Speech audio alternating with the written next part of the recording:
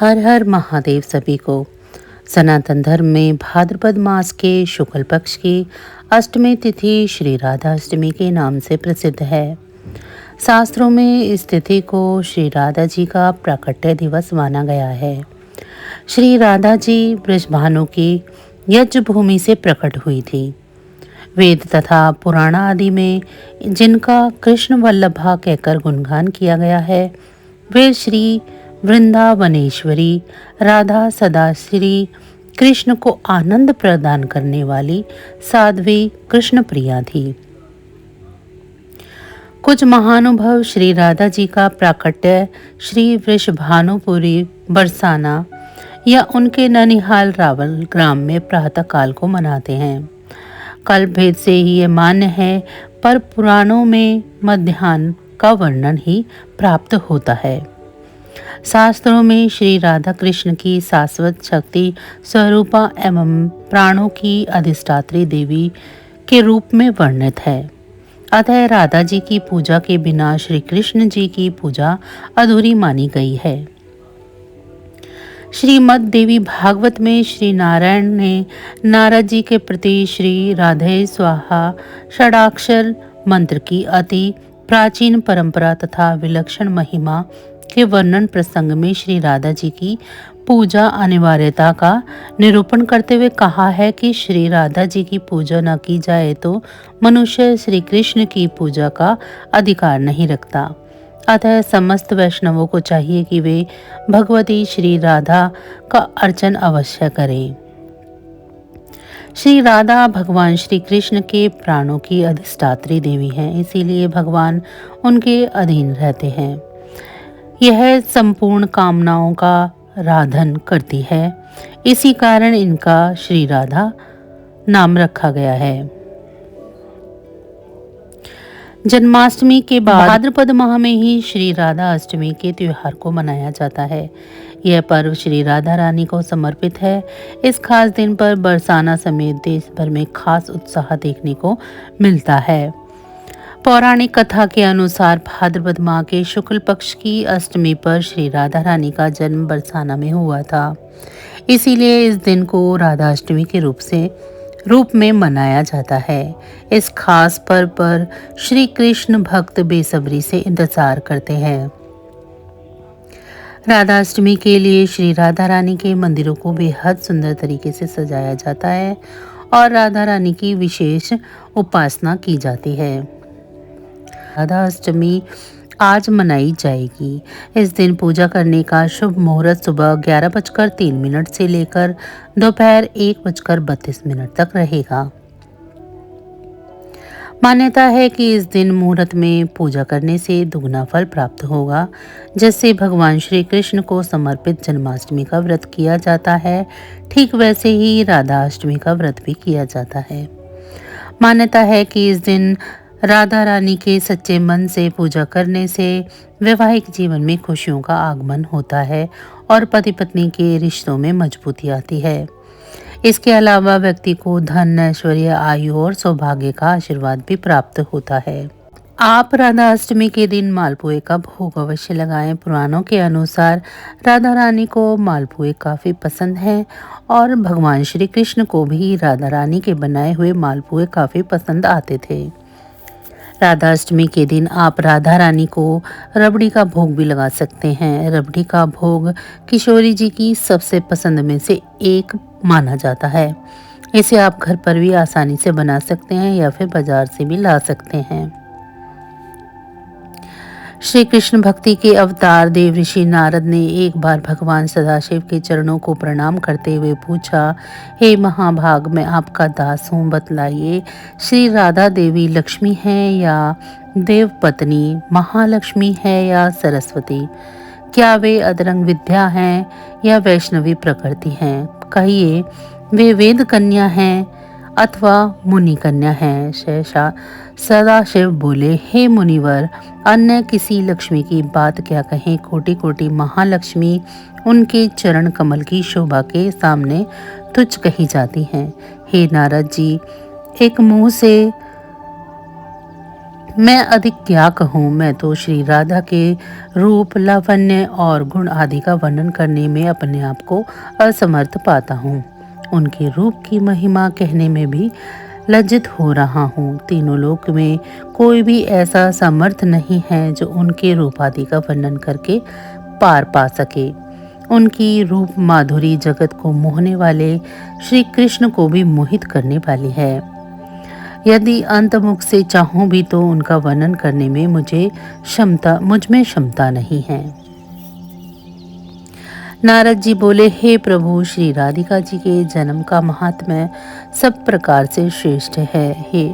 हे भक्त वत्सल, उसको मैं सुनना चाहता हूँ। हे महाभाग, सब व्रतों में श्रेष्ठ श्री राधा अष्टमी के विषय में मुझको सुनाइए। श्री राधा जी का ध्यान कैसे किया जाता है, उनकी पूजा अथवा स्तुति किस प्रकार होती है, यह सब मुझे कहिए। हे सदाशिव, उनकी चार्या, पूजा विधान तथा अर्चन विशेष सब कुछ मैं सुनना चाहता हूँ। आप बतलाने की कृपा करें। शिव जी बोले, वृषभानुपुरी के राजा वृषभानु महान उदार थे। वे महान कुल में उत्पन्न हुए थे तथा सब शास्त्रों के ज्ञाता थे। अणिमा, महिमा आदि 8 प्रकार की सिद्धियों से युक्त श्रीमान, धनी और उदार चेतता थे। वे संयमी, कुलीन, सुविचार से युक्त तथा श्री कृष्ण के आराधक थे। उनकी भार्या श्रीमती श्री कीर्तिदा थी। वे रूप यौवन से संपन्न थी और महान राजकुल में उत्पन्न हुई थी। महालक्ष्मी के समान भव्य रूप वाली और परम सुंदरी थी। वे सर्व विद्याओं और गुणों से युक्त कृष्ण स्वरूपा तथा महापवित्रता थी। उनके ही गर्भ में शुभाधा भाद्रपद की शुक्लाष्टमी को मध्याह्न काल में श्री विंदेश्वरी श्री राधिका जी प्रकट हुई थी। हे महाभाग, अब मुझसे श्री राधा जन्म महोत्सव में जो भजन, पूजन, अनुष्ठान आदि कर्तव्य हैं उन्हें सुनिए। सदा श्री राधा जन्माष्टमी के दिन व्रत रखकर उनकी पूजा करनी चाहिए। श्री राधा कृष्ण के मंदिर में ध्वजा, पुष्पमाल्य, वस्त्र, पताका, तोरण आदि नाना प्रकार के मंगल द्रव्यों से यथाविधि पूजा करनी चाहिए। स्तुति पूर्वक सुवासित गंध, पुष्प, धूप आदि से सुगंधित करके उस मंदिर के बीच में 5 रंग के चूर्ण से मंडप बनाकर उसके भीतर षोडश दल के आकार का कमल यंत्र बनाए। उस कमल के मध्य में दिव्यासन पर श्री कृष्ण और राधा जी की युगल मूर्ति पश्चिमाभिमुख स्थापित करके ध्यान, पाद इत्यादि से कर्म पूर्वक भली भांति उपासना करके भक्तों के साथ अपनी शक्ति के अनुसार पूजा की सामग्री लेकर भक्ति पूर्वक सदा संयजित होकर उनकी पूजा करें। जो जगत को मोहित करने वाली श्री से संपन्न है, नित्य ललिता आदि सखियों से परिवृत हैं, सुंदर नील और पीत वस्त्र धारण किए हुए हैं तथा जिनके नाना प्रकार के आभूषणों से आभूषित अंगों की कांति अति मधुर है, उन अव्यय सुललित युगल किशोरी स्वरूप श्री राधा कृष्ण के हम नित्य शरणापन्न है। इस प्रकार युगल मूर्ति का ध्यान करके शालग्राम में अथवा मूर्ति में पुनः सम्यक रूप से अर्चना करें।